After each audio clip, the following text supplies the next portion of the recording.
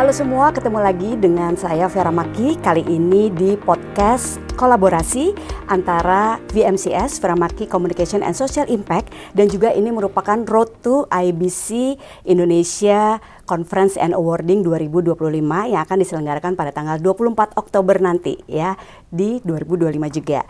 Nah, IBC International Association of Business Communicators ini kantor pusatnya ada di Chicago, Illinois, dan tentu saja ada juga di berbagai negara dan kota-kota besar di Amerika, di New Zealand, dan juga di Australia, dan juga ada di Indonesia chapter. Dan dengan demikian ini adalah satu chapter yang super spesial karena podcast ini kita adakan langsung di kantor konsuler Konjen ya, Konsulat Jenderal Republik Indonesia di New York. Dan pada kesempatan ini kita hadir di sini bersama kita semua, yaitu Bapak Winanto Adi selaku Konsulat Jenderal Republik Indonesia di New York. Nah, Pak Winanto ini merupakan suatu sosok ya, diplomat yang sudah memiliki pengalaman lebih dari 30 tahun.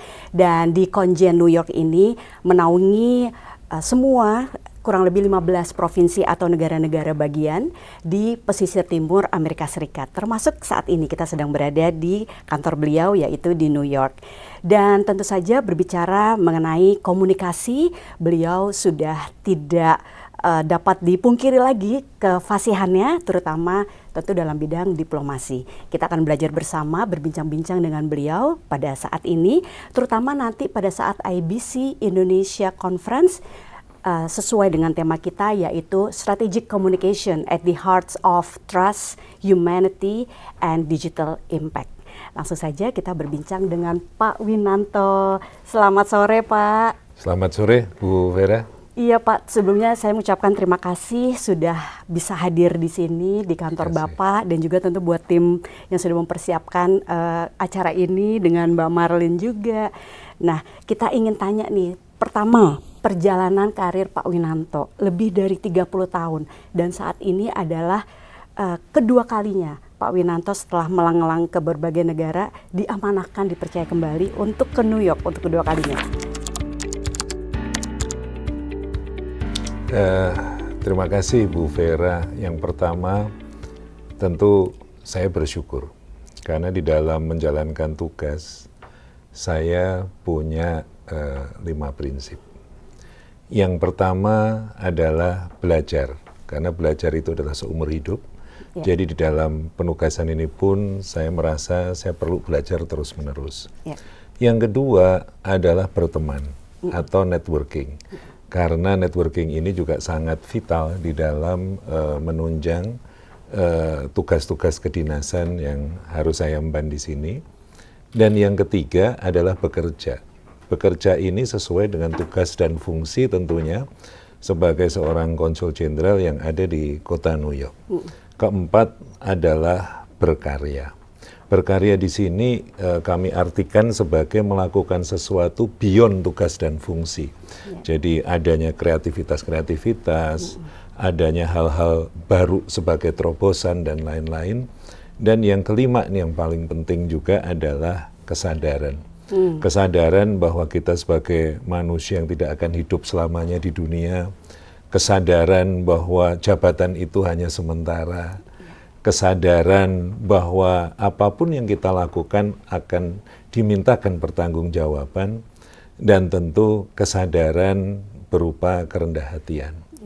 Karena kita tidak pernah tahu bahwa kita melakukan apapun yang menurut kita baik sesuai ketentuan, bahwa kita berbicara apapun bisa diterjemahkan lain oleh orang lain.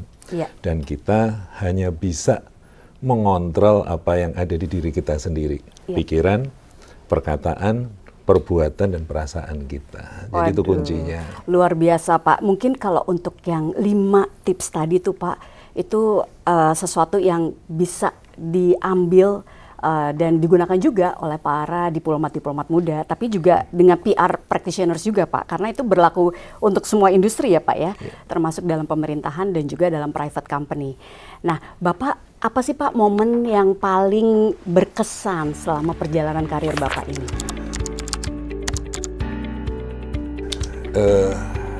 Banyak hal yang sangat berkesan. Karena beda waktu, beda ruang, beda tempat, beda penugasan, semua pasti ada hal-hal yang unik yang terjadi.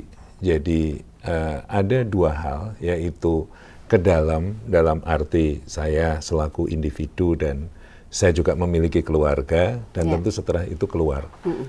Seorang Winanto Adi, saya sebagai staf Kementerian Luar Negeri dan sebagai diplomat, tentu ini punya dua hal yang berbeda tapi saling berkaitan. Jadi sebagai informasi penugasan kami di luar negeri nih Bu, kita kasih contoh nih Bu Vera. Yang pertama adalah di Konsulat Jenderal Republik Indonesia di Frankfurt am Main, tahun 2001-2004. Tentu ini sangat berkesan karena itu merupakan pertama kali saya ditugaskan di luar negeri sebagai utusan negara atau sebagai diplomat, yaitu sebagai konsul muda. Saya 2 tahun nangani penerangan sosial budaya yang beberapa tugasnya termasuk pembinaan diaspora, kemudian juga terkait dengan mahasiswa dan kerjasama dengan universitas, promosi seni budaya, dan satu hal lagi adalah tentang penerangan yang terkait erat dengan komunikasi publik ya Pak ya. Dan komunikasi publik ini sangat penting, apalagi di era digital seperti sekarang. Di samping itu, waktu penempatan pertama, anak-anak saya masih kebanyakan balita, Bu. Oh iya, 20 tahun yang lalu. Ada tantangan tersendiri, kemudian istri saya juga seorang wanita karir. Kebetulan istri saya adalah seorang urban designer, consultant.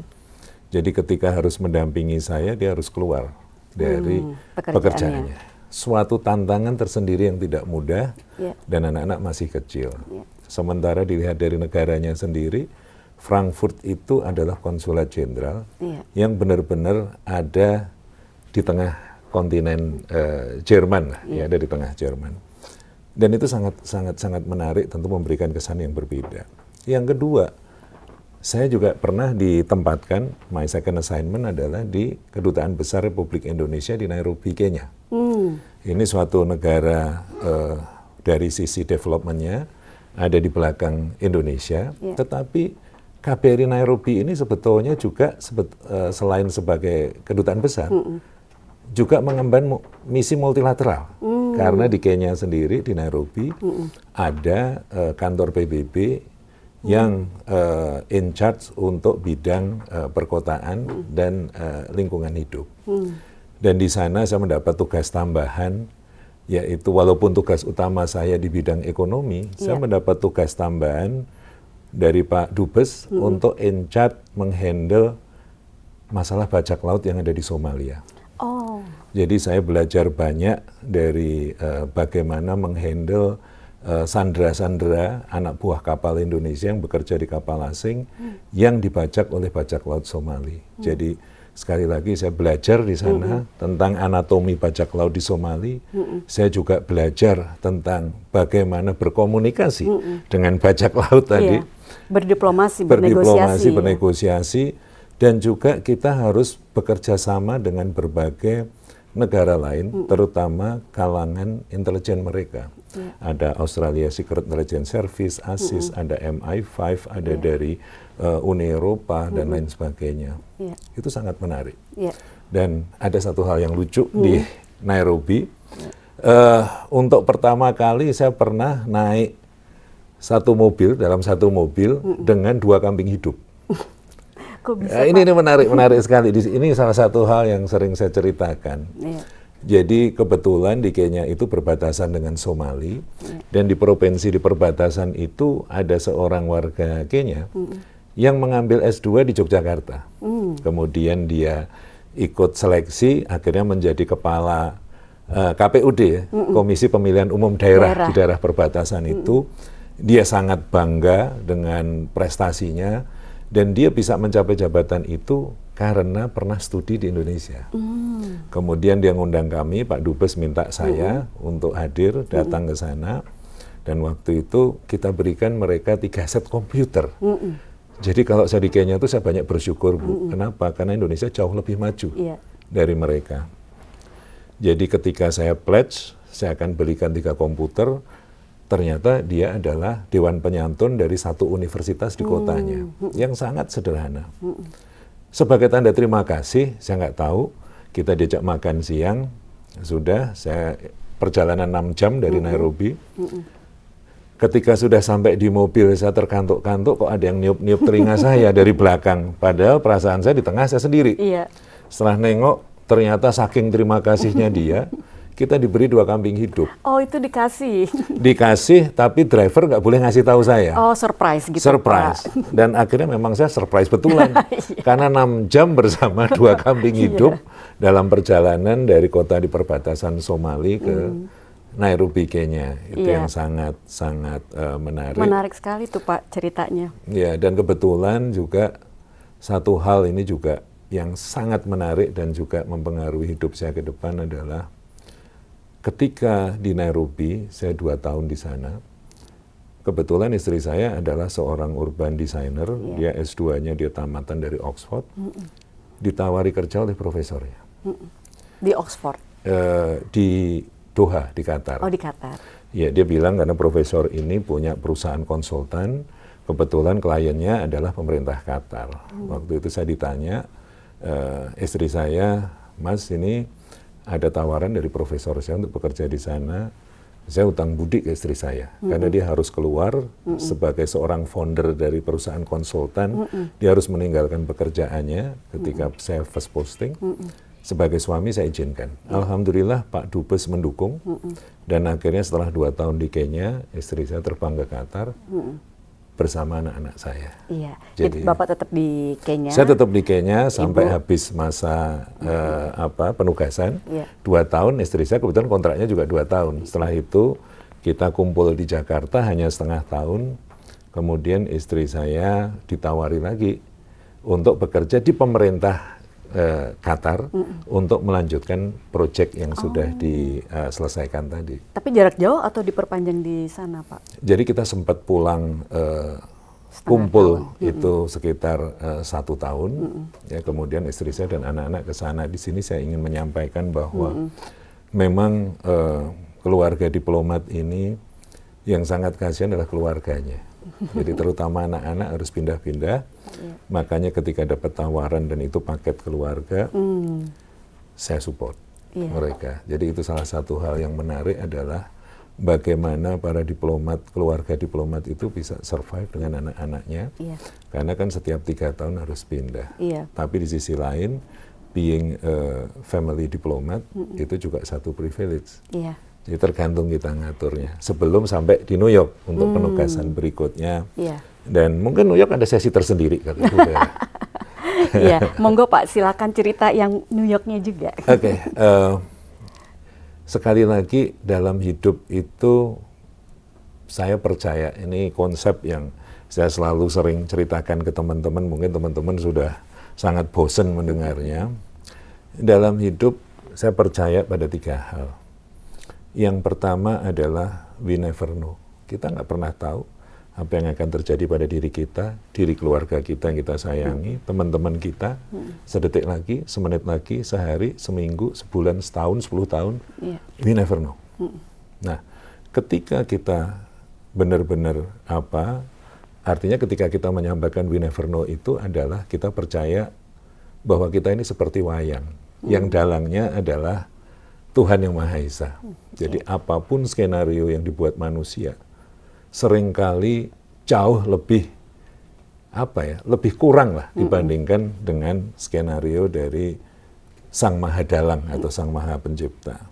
Nah, ketika saya ditugaskan di dalam negeri di Biro Kepegawaian sebagai Kepala Bagian Tata Usaha, itu setelah saya dari Nairobi, saya mengabdi kurang lebih selama 3,5 tahun. Kemudian pimpinan menugaskan saya ke kota New York. Dan ternyata penugasan itu tidak lama kemudian anak pertama saya lulus dari SMA. Ketika saya tanya, kamu ingin melanjutkan kemana? Yang pertama English speaking country. Alhamdulillah. Di New York, English speaking country. Jadi anak saya di pertengahan penugasan gabung ke saya. Anak kedua saya setahun berikutnya lulus. Akhirnya bergabung ke sini. Dan baru sekitar 2 tahun anak pertama, 1 tahun anak kedua, saya sudah ditarik ke Indonesia. Banyak hal penting terjadi pada tahun penugasan saya di sini yang pertama, yaitu bulan Juni 2015 hingga bulan Februari 2019. Yang menarik adalah New York ini adalah bisa dikatakan ibu kota dunia. Kenapa? Atas keberadaan markas besar Perserikatan Bangsa-Bangsa. Yang kedua, New York ini adalah kota dengan GDP terbesar di dunia. Kota pusat keuangan dunia. Kota pusat ekonomi kreatif dunia. Dan bisa dikatakan banyak hal ada di sini. Maka saya selalu bersyukur saya ditugaskan di sini. Dan pada saat itu banyak event-event yang rutin terjadi sampai sekarang, dimulai pada saat itu. Pertama, partisipasi kita pada New York Fashion Week. Itu dimulai ketika saat itu. Yang kedua, ketika ada New York Indonesia Food Bazaar. Bazaar tentang makanan kuliner Indonesia yang diselenggarakan setiap bulan, dimulai pada saat itu. Setiap bulan ya Pak? Setiap bulan. Hingga saat ini ada Bu di Queens. Kemudian juga ada lagi acara puncak 17 Agustus, peringatan HUT RI, itu biasanya kita selenggarakan Indonesian Street Festival, yang kita tutup jalan, 2 ujung dari jalan di depan KJRI, untuk festival pesta rakyat, ada berbagai booth kuliner, ada juga parade seni, pertunjukan musik dan lain sebagainya. Itu juga dimulai di paruh kedua 2015. Kemudian partisipasi kita pada promosi New York Now, yaitu promosi produk kerajinan UMKM, itu juga dimulai di 2016. Itu ketika saya di sini, dan yang banyak kementerian mengapresiasi adalah kami hire konsultan lokal Amerika. Sehingga setelah tahun kedua hingga sekarang, konsultan ini juga merupakan kurator, dan semua peserta yang lolos kurasi, 100% mereka mendapatkan buyer. Jadi itu kita mulai di sini juga, dan sampai juga sekarang ya, Pak, sampai sekarang. Dan pada tahun 2016-2017, saya juga mulai yang namanya Indonesian Film Festival, yaitu festival pemutaran beberapa film Indonesia, bekerja sama dengan para diaspora yang punya passion di bidang perfilman. Itu periode pertama saya yang saya sangat syukuri, dan anak-anak saya ketika saya pulang, saya tinggal di sini. Tahun 2019 itu saya pulang ke Indonesia bulan Februari. Bulan April saya dapat amanah baru sebagai sekretaris Ditjen Protokol dan Konsuler di Jakarta. 2 tahun terakhir, setelah itu 1,5 tahun, 2 tahun berikutnya saya diberi amanah baru sebagai Kepala Biro Sumber Daya Manusia di Kemlu. Dan Ibu Menteri Luar Negeri pada saat itu, Bu Retno Marsudi, memberikan kepercayaan lagi untuk saya kembali ke KJRI. New York hanya sekarang beda kamar. Lebih nyaman. Dan 2023 ya Pak ya? 2022 bulan Oktober. Oh iya. Berarti pas nih Pak, ini kan sebentar lagi jelang Oktober. Bulan depan 3 tahun. Bulan depan 3 tahun, iya. Terima kasih banget nih Pak, sudah banyak menjelaskan tentang sepak terjang karir Pak Winanto, yang tentunya banyak lika-likunya juga ya Pak. Tadi udah diceritakan tidak mudah gitu ya memanage expectation dari ibu dan juga anak-anak. Betul. Ya, bolak-baliknya, adjustment budaya dan sebagainya. Betul. Nah, tadi Bapak juga udah jelaskan waktu itu 3 tahun di awal 2015 sampai 2019 ya. Berarti 4 tahun apa saja yang sudah dilakukan. Nah, ini Bapak kan sudah tahun ketiga Pak. Dan sudah disampaikan juga tadi banyak sekali program-program yang seru ya Pak ya, termasuk ada film festival, film Indonesia ya. Dan ini kalau dari nanti pas 3 tahun Oktober, ke depannya lagi Bapak ada planning apa Pak? Once again, tadi baru saya utarakan prinsip 1 dari 3. Adalah we never know. Yang kedua Bu, adalah positive attitude. Jadi kita berpikir positif, berprasangka positif, itu baru untuk diri sendiri. Kemudian kalau sudah bertutur kata dan berbuat yang positif, itu baru punya dampak ke orang lain. Nah, saya ingin melakukan beyond to see. Apa yang sudah saya lakukan dan yang akan saya lakukan beyond tugas dan fungsi saya sebagai konjen. Seperti yang ditugaskan di dalam paper yang diberikan ke kami. Dan yang ketiga, prinsip ketiga, ini menyangkut yang ketiga adalah ketika saya ingin melakukan sesuatu atau menginginkan sesuatu, prinsip saya itu duit, Bu. Duit itu penting sekali. Tapi kalau duit dalam bahasa Inggris jamak ditambah S, duit. Tapi itu sebetulnya hanya singkatan, yaitu doa, usaha, ikhlas, tawakal, dan syukur. Doa, usaha, ikhlas, tawakal, bersyukur. Ya. Doa itu adalah visi misi kita dalam hidup. Ya. Doa adalah cita-cita kita. Doa adalah strong will, keinginan kuat kita. Dalam bahasa manajemen adalah planning. Jadi setiap manusia hidup harus memiliki planning. Yang kedua adalah usaha atau upaya.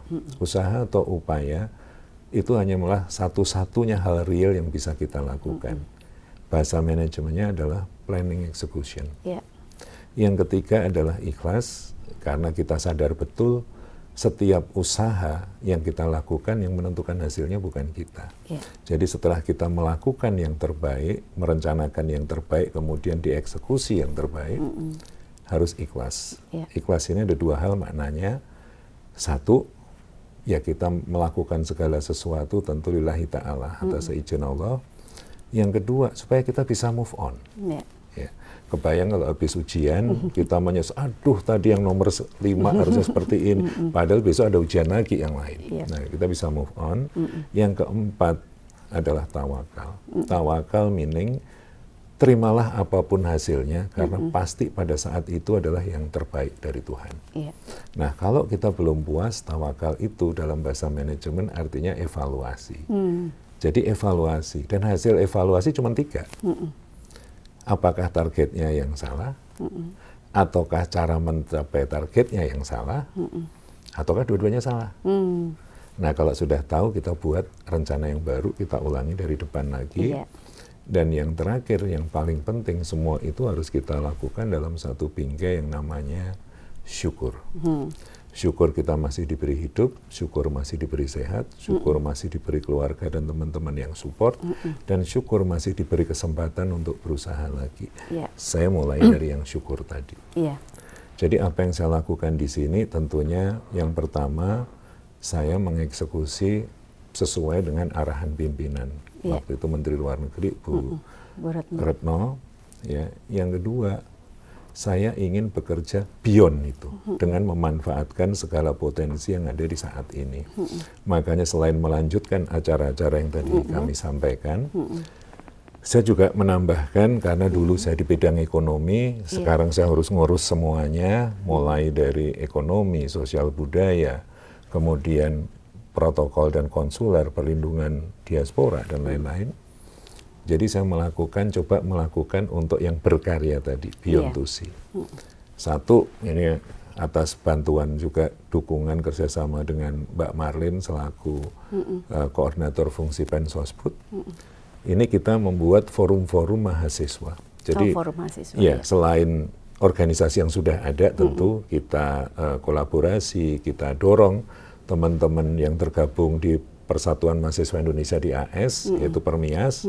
Karena kebetulan beberapa kali pengurus Permias Amerika Serikat, bukan hanya New York, Amerika Serikat itu ada di New York.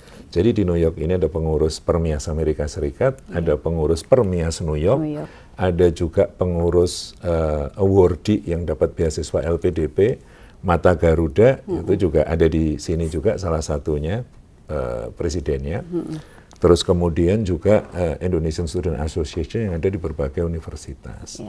Kita coba untuk mengumpulkan, membuat forum mahasiswa yang bidang studinya saling terkait. Salah satunya yaitu mahasiswa yang studi di bidang ekonomi kreatif atau kreatif. Yang backgroundnya ada musik, performing arts, film, fashion, lukis, dan lain sebagainya. Dan kalau ada kegiatan terkait dengan bidang itu, kita kolaborasi dengan mereka. Dan karena mereka punya passion di situ, punya ilmunya, punya networkingnya, alhamdulillah berlangsung dengan bagus. Dan untuk tamu-tamu tertentu atau ke kementerian, lembaga pemerintah daerah yang punya kaitan misalnya Pemprov Jakarta misalnya, kita sedang mencoba mempererat kolaborasi antara Jakarta dan New York dalam bentuk sister city. Kami libatkan mahasiswa yang punya background kreatif ditambah urban management misalnya. Dan ketika ada Pak Gubernur Jakarta, Pak Sekda delegasi Jakarta kemari, mereka lah yang ikut menggait. Dan itu sangat-sangat efektif. Kita juga buat lagi forum mahasiswa MBA, forum mahasiswa yang punya interest terhadap sustainability, forum mahasiswa di bidang pendidikan dan lain-lain. Ini kita fasilitasi. Iya, jadi Bapak bikin benar-benar kolaborasi yang efektif ya Pak ya, dengan klasterisasi tadi bidang-bidang yang memang they're passionate about and they're very good at it ya. Jadi subject matter expertnya udah mulai dan tambah kepada lagi mereka. juga diaspora kita di sini, saya melihat seluruh kalau nggak semuanya mahasiswa dan diaspora itu rasa cinta tanah airnya sangat tinggi. Besar, Dan ini selalu kita dorong dan kolaborasi sehingga saya bersyukur sekali di tahun 2015-2016 perayaan HUT RI itu diwarnai dengan pengibaran bendera merah putih di halaman City Hall kota Philadelphia. Itu ada 3 kota besar di pantai timur ini, yaitu selain New York sendiri adalah Boston dan Philadelphia. Philadelphia ini dari catatan kami jumlah diaspora Indonesia di pantai timur terbanyak, kedua setelah kota New York. Ya di New York yang terdaftar sekitar 9.000 orang, tapi yang tidak lapor diri katakanlah mungkin bisa 2-3 kali lipat. Sementara di Philadelphia yang tercatat sekitar 5.000, tapi yang tidak tercatat bisa double dari jumlah tersebut. Nah, inisiatif para diaspora dan networkingnya ini yang membuat kita bisa mengibarkan bendera merah putih di halaman balai kota City Hall di Philadelphia itu kalau nggak salah di tahun 2015 atau 2016 untuk pertama kali. Itu seru banget ya Pak? Itu pertama kali ya? Seru banget Bu. Dan mereka mengadakan juga festival kuliner dan pertunjukan kesenian. Kemudian tahun lalu, alhamdulillah kita berhasil berkolaborasi dengan pemerintah kota New York, mengibarkan bendera Indonesia di samping bendera Amerika dengan dihadiri wali kota New York. Untuk pertama kali tahun lalu, itu di tempat di downtown di Manhattan, tempat evakuasi pasukan Inggris terakhir setelah dia dikalahkan di Perang Kemerdekaan Amerika, namanya di Bowling Green. Oh, jadi tempatnya juga historical ya Pak ya? Betul. Di situ, jadi momennya indah sekali ya Pak? Betul, betul. Itu berarti orang Indonesia, diaspora, lalu juga international student, semuanya kumpul di situ dan mengibarkan bendera merah putih. Iya, di samping bendera Amerika Serikat yang dikibarkan oleh wali kota New York. Tahun ini kita juga lakukan, dan baru tahun ini diaspora kita yang ada di kota Boston juga berhasil berkolaborasi dengan pemerintah kota Boston mengibarkan bendera merah putih tanggal 16 Agustus kemarin di City Hall Plaza di halaman balai kota Boston. Jadi alhamdulillah sampai tahun ini kita sudah berhasil mengibarkan bendera merah putih berdekatan dengan hari ulang tahun RI di 3 kota besar yang ada di pantai timur Amerika. Wah, luar biasa sekali nih Pak, ikut bangga nih, seneng banget ya, karena bersanding ya, berdampingan, dan itu pasti makna diplomasi dan hubungan bilateralnya akan semakin terasa, semakin impactful. Ya, untuk kedepannya. Nah, kita bicara mengenai hubungan bilateral ini Pak, kan Bapak sudah banyak wawasan dan juga pengalaman di bidang ekonomi tadi ya, budaya dan kemasyarakatan gitu ya Pak ya. Nah, ini juga tentunya akan terus dilaksanakan sampai ya jangka panjang hubungan bilateral ya Pak ya. Iya. Dan ini kan kita sering bertanya ya, apakah ini juga akan memberikan dampak terhadap hubungan bilateral secara keseluruhan, tidak hanya di pesisir timur? Kalau menurut Bapak Pinanto seperti apa? Menarik sekali pertanyaannya. Mungkin sebelum saya jelaskan tentang kedepannya dan dari perspektif saya seperti apa, Di Amerika Serikat ini, salah satu negara yang paling penting di dunia, kita punya 7 perwakilan, ya, pemerintah Indonesia yang ada di sini. Yang pertama tentu dalam hubungan bilateral adalah Kedutaan Besar Indonesia yang ada di Washington DC. Karena besarnya wilayah dan potensi, maka dibukalah 5 konsulat jenderal yang ada di Amerika Serikat. Yang pertama tentu adalah di kota New York. Jadi di kota New York ini konsulat jenderal dibuka di awal tahun 50-an, jadi cukup tua.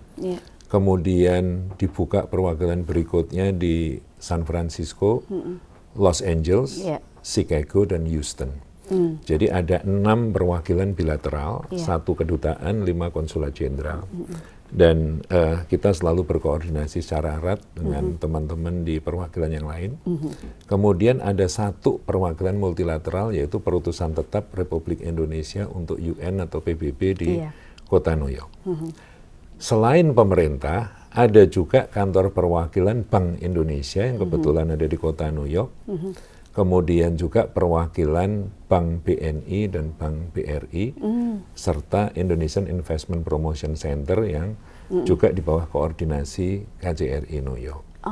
Jadi, nah tadi pertanyaan Bu Vera, bagaimana kedepannya misalnya dari hubungan bilateral kedua negara, pada dasarnya hubungan bilateral bisa kita bagi ke dalam 3.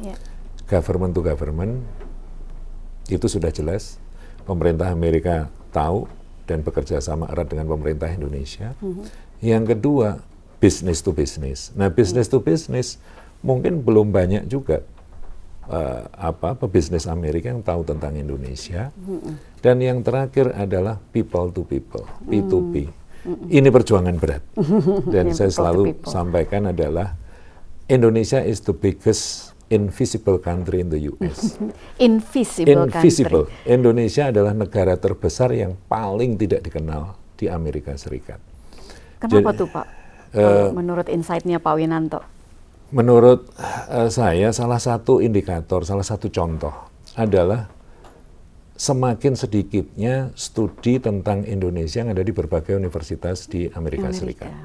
Pada era 80-an hingga 90-an banyak, karena mungkin dipandang Indonesia sebagai anak nakal, dianggap nggak demokratis, dianggap dan lain sebagainya. Justru banyak kajian-kajian tentang Indonesia di berbagai kampus di sini. Sekarang sudah sangat jarang, ya. Karena kita dari sisi demokrasi kita sudah bagus, dari sisi banyak hal juga sudah bagus, jadi malah dianggap kurang menarik gitu. Nah, di samping itu juga dari geografis. Katakanlah kalau orang Amerika mau wisata di kepulauan, mereka punya banyak pulau di Karibia. Ngapain harus terbang jauh-jauh 24 jam ke Indonesia? Nah, disinilah dibutuhkan satu strategi, juga satu kerja yang lebih besar untuk memperkenalkan Indonesia lebih lanjut kepada masyarakat, people to people Amerika Serikat, dan sebagian pengusaha Amerika yang belum mengenal Indonesia.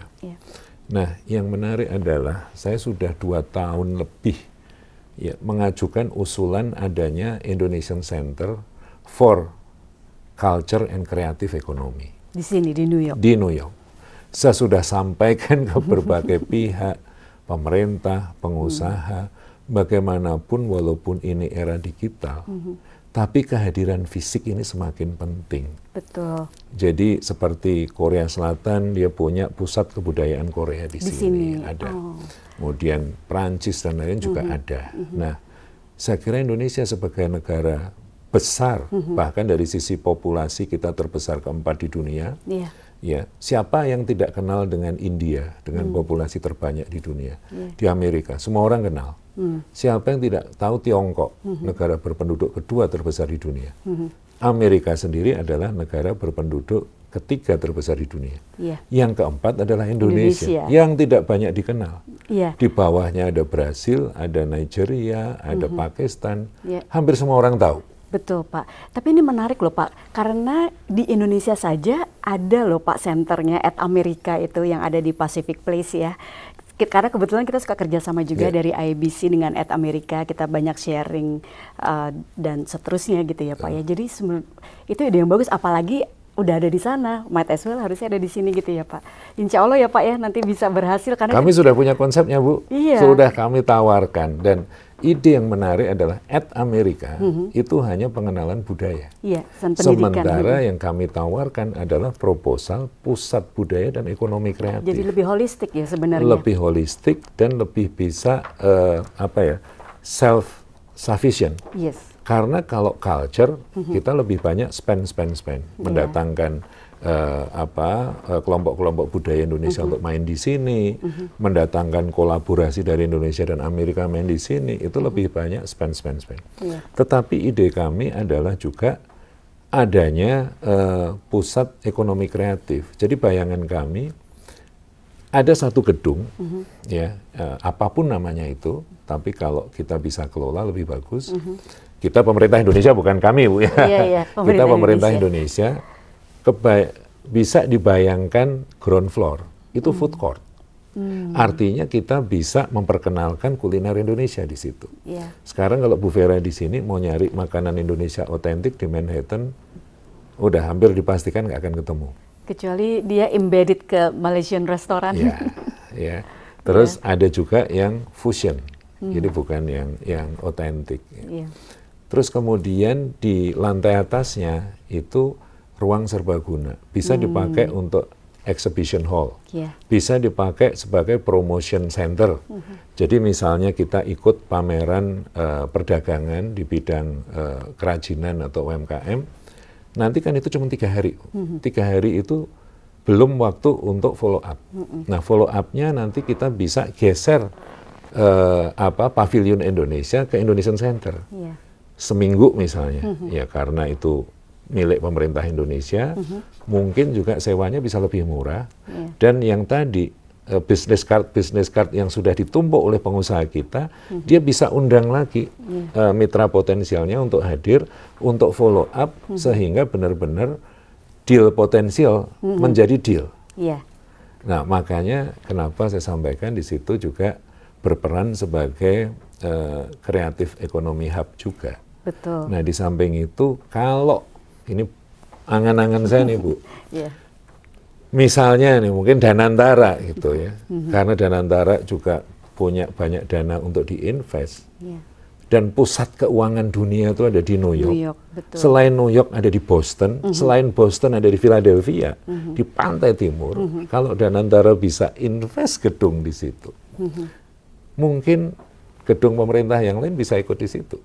Jadi benar-benar jadi Indonesian Center yang di bawahnya ada kuliner tadi. Jadi kalau kita meeting makan siang tinggal telepon dari bawah, tinggal naik ke atas tuh makanannya. Ada community hub-nya juga. Betul, bisa jadi community hub juga. Dan juga bisa untuk potensial buyer ketemu seller ya Pak. Jadi katalisator berarti ya. Iya, dan itu dampaknya akan lebih banyak lagi karena by default kalau yang saya lihat dari harapan Bapak itu juga bisa sebagai tempat promosi secara konsisten dan permanen ya Pak. Jadi rumah Indonesia juga. Jadi kayak common office, ya barangkali nanti tidak hanya gedung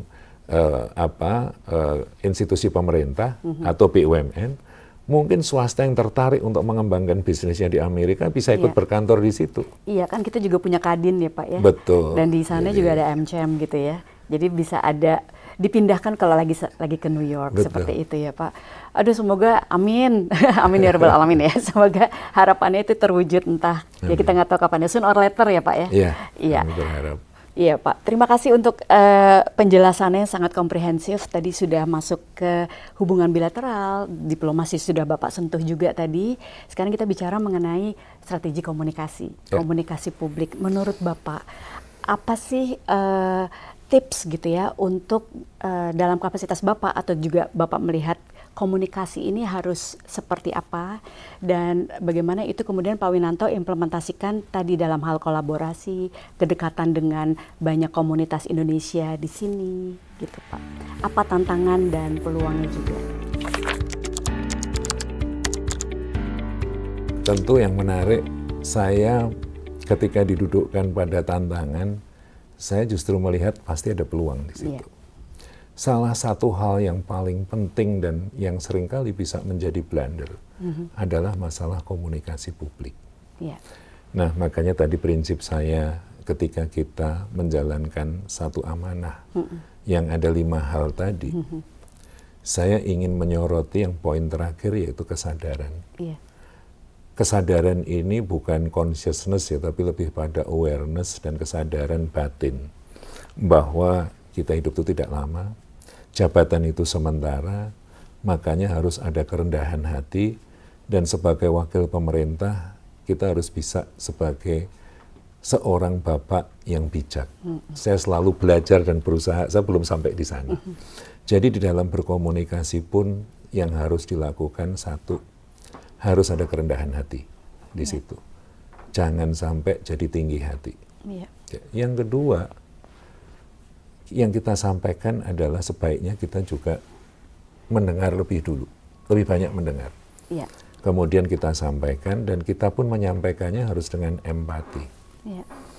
Yang ketiga, di era digital saat ini, di era artificial intelligence saat ini, apapun yang kita sampaikan bisa ditwist. Makanya sampaikanlah dengan berhati-hati. Dan juga siapapun dia yang kita ajak bicara, angkatlah derajatnya, ya, walaupun dia lebih muda dari kita, walaupun dia itu mungkin dari sisi jabatan lebih rendah dari kita, itu kan saat ini. Suatu saat dia bisa lebih tinggi dari kita. Jadi dengan pertimbangan-pertimbangan itulah dibutuhkan komunikasi yang buat masyarakat itu adem, ayem, encouraging, dan positif. Iya, itu bagus sekali Pak, terutama saat ini banyak juga generasi muda yang Gen Z ya, nanti kita akan masuk ke Gen Z, tapi juga untuk Gen X seperti saya gitu ya Pak ya, juga generasi milenial yang memang sekarang semua banyak komunikasi lewat sosial media ya Pak. Sangat transparan, apapun bisa dilihat gitu ya, kayak we are living in the fishbowl, apa gerak-gerik semuanya terlihat. Apalagi pada saat ada sesuatu yang menarik, mata gampang sekali untuk tertuju ke situ. Sehingga saya setuju sekali dengan Pak Winanto ya tadi ya, humbleness, humility, dan juga prinsip kehati-hatian. Dan tadi saya senang sekali waktu Bapak menyampaikan bahwa kita angkat derajatnya, kita respect gitu maksudnya ya juga ya Pak ya. Regardless apakah dia lebih muda, apakah dia mungkin saat ini secara posisi di bawah kita gitu ya Pak ya. Betul. Ya menurut saya itu sangat esensial Pak untuk kita pahami sekali itu Pak ya. Kadang-kadang mungkin kita paham sekarang, besok lupa gitu. Pada saat kita mau negosiasi, saya rasa itu bagian dari trik diplomasi juga ya Pak ya. Betul. Iya, mengalah untuk kemudian ya sama-sama win-win gitu ya Pak ya. Untuk kebaikan bersama. Untuk kebaikan bersama. Menarik sekali Pak apa yang Bapak sampaikan terkait dengan komunikasi publik. Sekarang kita masuk ke Gen Z nih Pak. Bapak ada Gen Z ya putra-putrinya? Ada. Jadi ya? Anak saya Gen Z semua. Oh gitu ya Pak ya? 3 orang. Nah itu gimana Pak? Bagaimana Bapak berinteraksi dengan anak-anak Bapak, tapi juga dikaitkan dengan itu menjadi sesuatu yang juga bisa diaplikasikan pada saat Bapak bertemu dengan international student di sini gitu Pak. Saya senang ada satu pernyataan Khalil Gibran. Anakmu bukanlah anakmu, anakmu adalah anak kehidupan. Jadi kita sadar bahwa kita sebagai orang tua, kita ini yang menjembatani mereka lahir ke dunia. Tapi mereka adalah makhluk individu. Tentu sejak kecil kita coba mengasuh yang terbaik dari mereka. Dan Gen Z ini adalah sangat kritikal. They speak their mind, they speak their heart. Gitu. Nah, satu yang saya juga masih belajar adalah bagaimana kita bisa berdialog dan mendengarkan mereka dan mencoba memahami dari posisi mereka. Anak-anak ini dilahirkan sudah dengan gadget. Anak-anak ini dilahirkan sudah sangat terbiasa dengan barang-barang elektronik, ya kemudian komunikasi secara virtual juga. Jadi beda dengan saya pun ini ya, saya bukan baby boomer, saya Gen X juga. Beda dengan kita lebih zaman dulu kita dibesarkan. Jadi itu harus diingat bahwa mereka lahir di era yang berbeda dengan kita. Dan seperti misalnya banyak yang mengatakan mereka itu strawberry generation, bahwa mereka itu cengeng, sedikit-sedikit mental health gitu. Saya melihat justru kesadaran mereka terhadap mental health lebih tinggi ketimbang kita. Iya. Kita suka denial bahwa kita itu stres, kita ini ingin menunjukkan bahwa kita kuat. Masing-masing generasi ada eranya, masing-masing era ada generasinya, dan itu yang harus kita pahami. Kita coba untuk melihat from their own perspective. Iya, empati ya Pak. Betul, jangan paksakan dari apa yang ada di dalam benak kita, terus dibanding-bandingkan dengan saat kita dulu tumbuh berkembang di era yang berbeda. Iya. Nah, ini sekarang membandingkan Pak Winanto sekarang dengan dulu nih Pak. Kalau misalnya Bapak di reinkarnasi kembali saat ini menjadi Gen Z, apa harapan Bapak terhadap Bapak di usia muda yang mungkin ingin Bapak wujudkan saat ini? Ini pertanyaan bagus sekaligus sangat sulit. Kalau saya melihat sebetulnya di dalam kehidupan ini ada orang, kalau orang mengatakan bahwa anak yang lahir itu ibarat kertas putih yang kemudian ditulisi oleh orang tuanya. The problem adalah kita nggak tahu kualitas kertasnya. Apakah kertas merang, ataukah kertas HVS, kertas fotokopi, ataukah kertas sertifikat, kertas tebal yang bagus. Tinta bisa sama, tapi yang satu bisa blobor kemana-mana, yang satu bisa mudah menyerap tinta dan kering, yang satu sulit kering, sehingga kalau diraba justru bisa kemana-mana. Jadi sekali lagi, saya bersyukur dilahirkan di era dulu juga, karena saya juga susah bayangin tadi Bu, untuk di era sekarang. Tapi ada satu hal yang sama, balik lagi yang tadi, dalam bekerja itu ada satu prinsip tentang kesadaran. Iya. Jadi di sini ada aspek spiritualisme, spiritualitas yang tinggi. Harus ada kesadaran bahwa kita hidup di dunia ini yang sementara, bahwa pada suatu saat apapun yang kita lakukan harus dipertanggungjawabkan.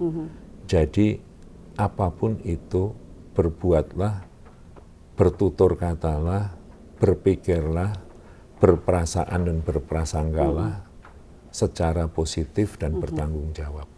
Ya, karena di samping itu juga harus dipelihara kewaspadaan, alertness. Sekarang kalau membuat dosa, Bu, tidak perlu dengan suara, tidak perlu dengan perbuatan, tapi cukup dengan jari. Ketika kita memforward apapun itu tanpa kita verifikasi, tanpa kita pelajari, kalau orang yang spiritualitasnya tinggi pasti takut dosa, takut pertanggungjawaban. Itulah yang harus ditanamkan. Apapun yang kamu lakukan, kamu harus tahu root cause-nya sebelum melakukan sesuatu. Iya. Nah itu kayaknya tadi pertanyaan saya selanjutnya adalah apa sih Pak tips atau pesan Bapak untuk Gen Z? Rasanya sudah disampaikan ya. Dan itu sebenarnya makna hidup yang gak hanya khusus untuk Gen Z, tapi saya aja juga belajar dari Pak Winanto untuk tadi apa yang disampaikan. Mindfulness is very important, jadi harus terus diasah ya Pak. Empati, mindfulness tadi sama alertness gitu, karena ini bahaya, bisa peluang, bisa tantangan, bisa problem gitu ya. Let's make it as an opportunity gitu ya Pak ya, untuk bisa berdampak positif gitu. Pak, terima kasih sekali atas waktunya, dan juga again terima kasih buat tim dari Konsulat Jenderal Republik Indonesia di New York yang sudah membantu terlaksananya podcast ini. Kita akan berjumpa lagi buat teman-teman semua, business communicators, public relation practitioners yang ada dimanapun berada, tentunya terutama di Indonesia.